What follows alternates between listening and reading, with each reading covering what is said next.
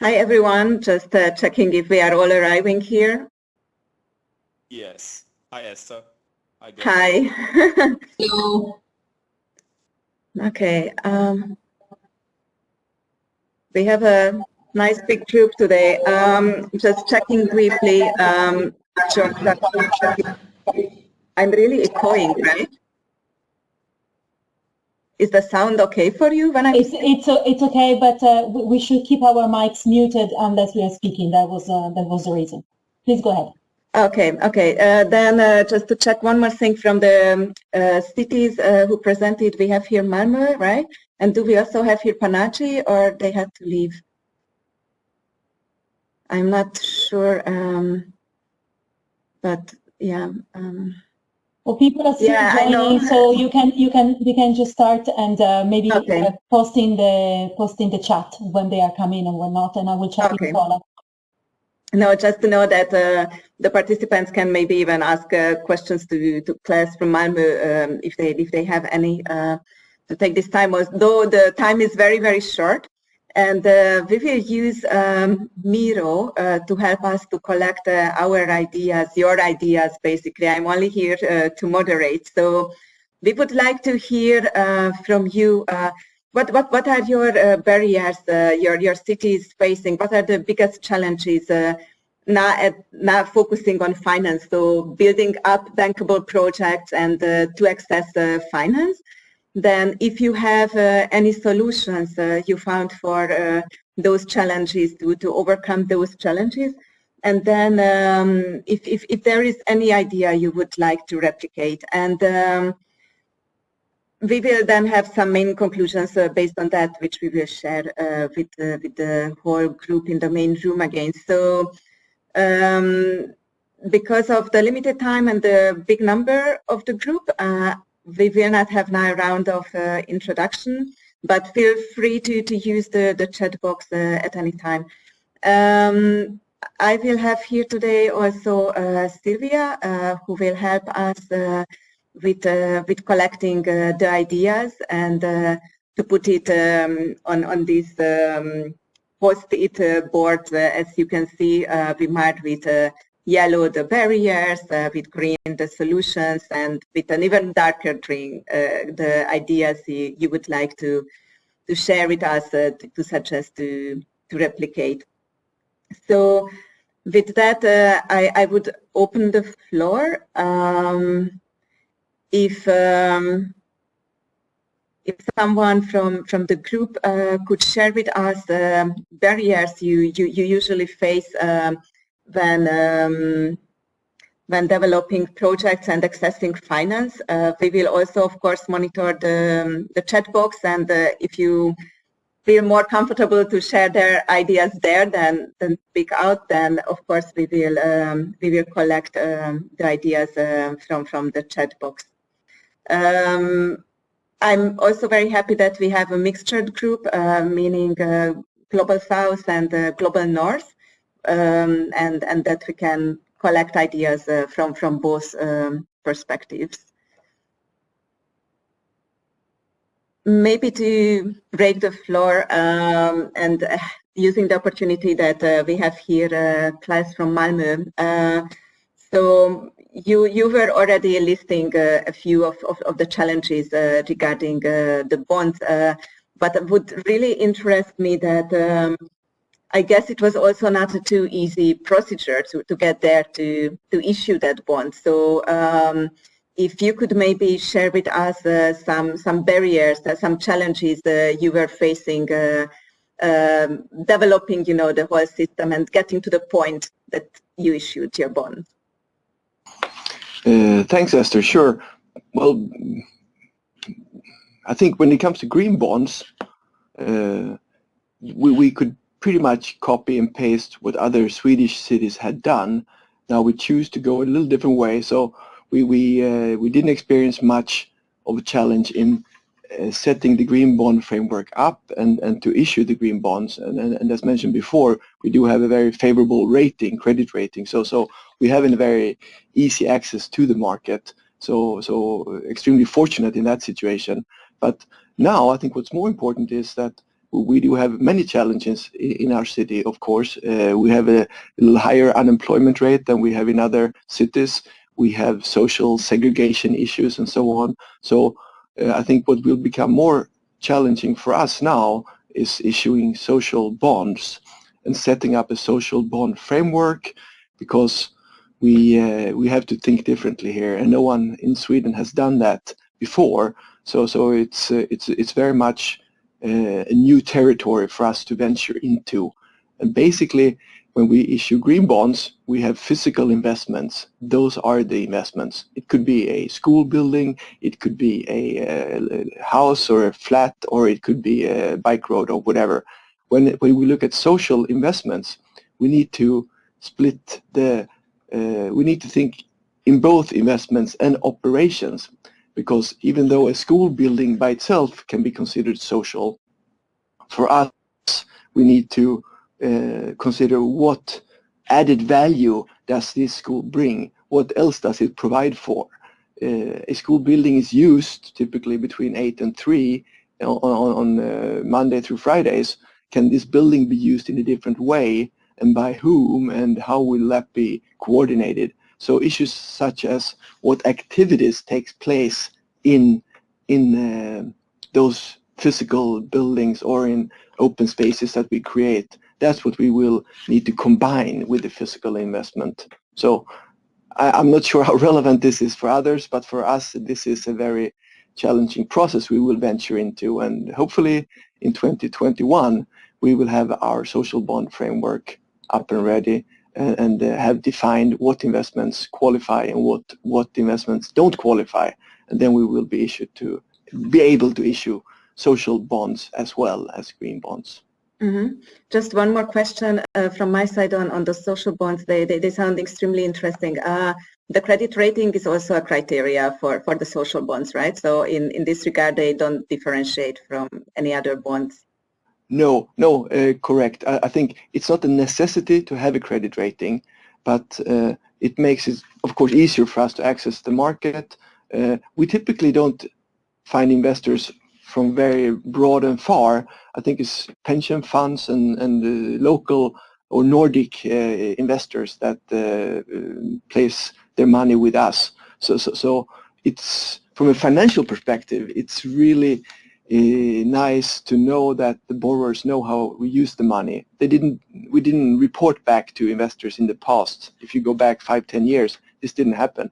But this puts strain on us, our internal organization, in terms of how do we create the reports, how do we measure, what KPIs do we need to focus on.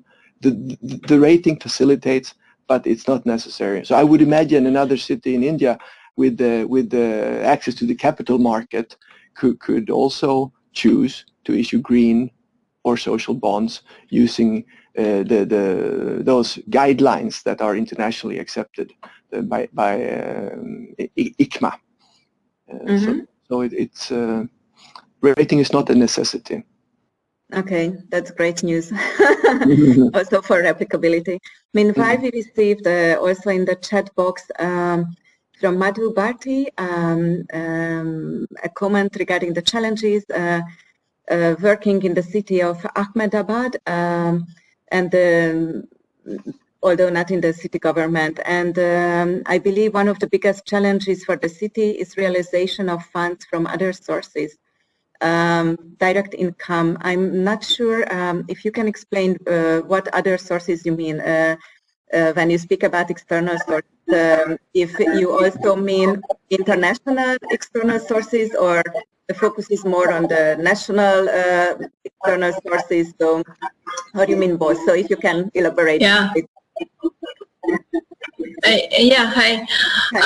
I think the challenge for the city governments is to get the funds which are due to the city government, like for example, from the property tax, from the development charges, from the other revenues which they collect from the locally. You may be aware that in Ahmedabad city, they have implemented the road network called bus rapid transport system. and they're also implementing the new metro system. It's a small network, but it's under implementation. Now, what has happened is that all the plots on the side of the bus rapid transport system and on the side, on the boundary of the metro, the land values have increased drastically, which is expected, but the city government has not been able to capitalize on those values. So I think this, and the money that is being invested there is from the city government. Of course, some part of it comes from the state and the central government, but it is largely the responsibility and the project of the city government. Yes, metro is being implemented by the government of India under a new SPV. So I think this is important for the cities. Whether cities want to capitalize on that transformation of land which is taking place and pull resources, pull incomes from there. So I think it's important. Yeah. Thank you. Yes, thank you. Thank you so much. I'm just checking the chat box. We have Leuven that is sharing some insight, Esther. Leuven, yeah, please. Thank you. I don't know. Hello, everybody. Hi. Yeah, I think, well, Leuven in Belgium, we are a small city, 100,000 inhabitants. We have the biggest and the oldest university. And the university for the 5th year in a row is in the Reuters ranking the most innovative university of the world outside the US.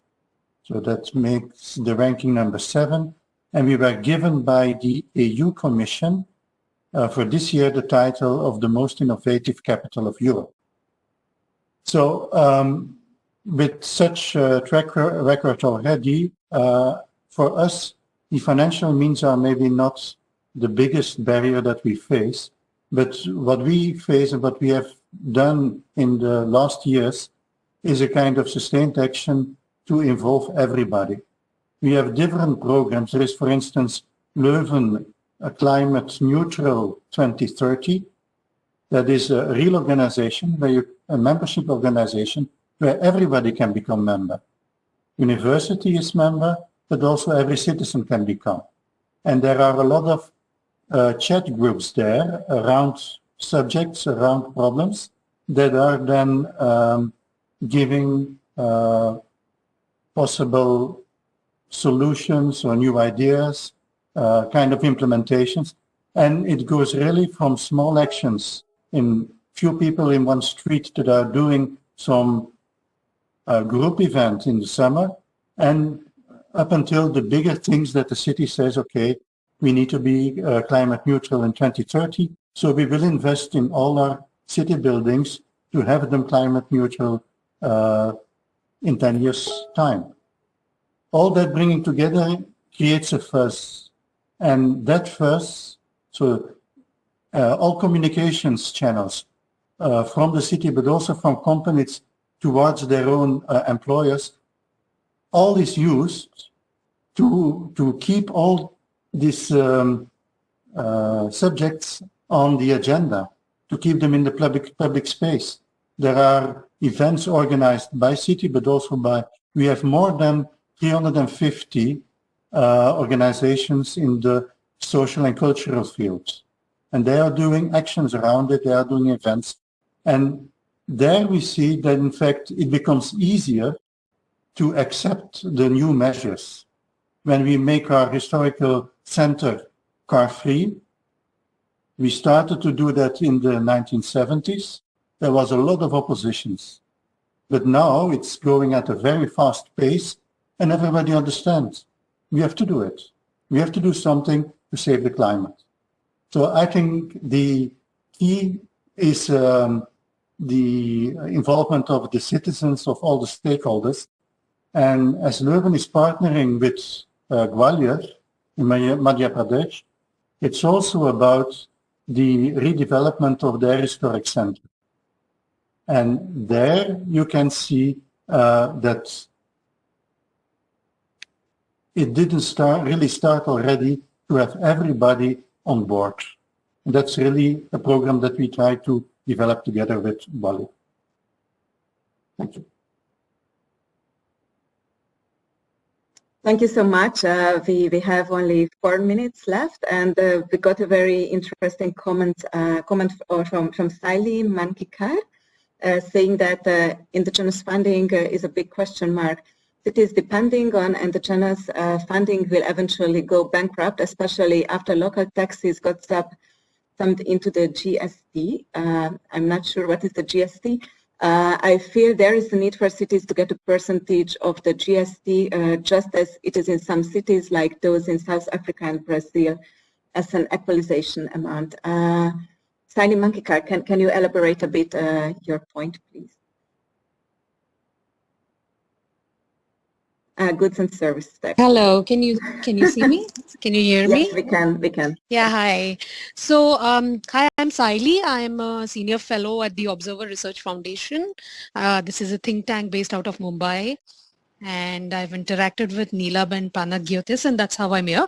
So basically, I look after city funding and study the subject. So what I was basically trying to say is, while we are pretty keen about having indigenous funding coming to cities, the problem is, so GST is basically a goods and services tax that came into the country 2 years ago. And what has happened that local taxes like octroi and LBT, which is again a local tax, it got subsumed into this larger chunk, which goes into the central taxes. Now the central taxes, they give a part of this to the states, and a part of that from the states comes to the cities, but there is no commitment as such. So something that was taken away from the cities is not being given back. So there has to be some sort of a amount that is kept aside for thing that I've been propagating, and many thinkers in India have been propagating, is bringing in a city GST, which is a compulsory amount that the central government actually sets up for cities, and it goes down. And this should be an absolute fund that goes down. The other thing is that with Neelab was talking about, the constitutional amendments. So he was talking about devolution of powers to cities and the different. So there are 18 functions that the Indian Constitution site was, but if you study these 18 functions of the cities, only 11 functions of the cities have money allocated beside it. Okay, so you expect the cities to do 18 functions, but you allocate money only for 11. You take away the money through some taxes and put it into the GST. How are you expecting cities to really grow is what I'm, So it's a big, but just putting in my little point there.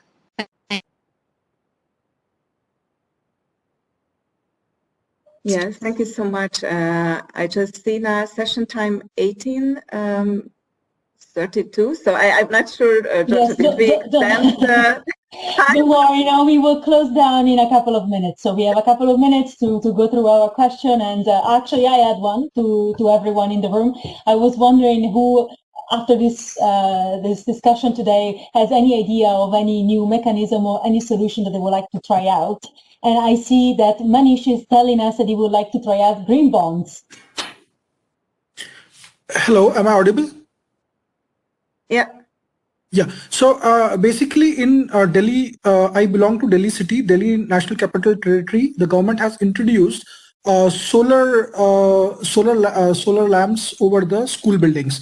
Now, this is a very good thing because we have a huge number of schools across the cities in the country, and especially the municipal schools are quite big in terms of area and circumference, and also the playground area. So if these schools as an individual entity or a cluster of schools can apply or become eligible for such type of credits, like the Nagpur SPV mentioned that Indore city has today got some carbon credits. So we should look for this unique model where municipality schools can become eligible because there is I know I can understand the governance issue because some schools are under education department, some are under municipal department, but collectively both government and the private school can access these carbon credits. Yeah, thank you.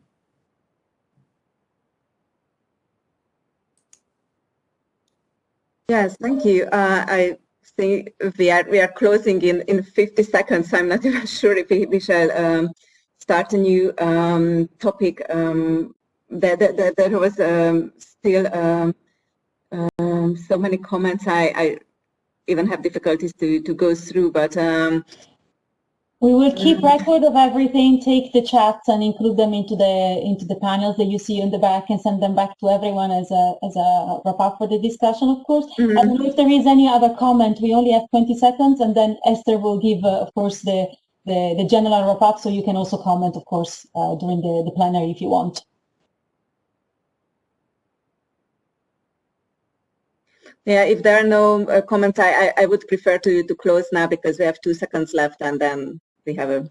See you soon.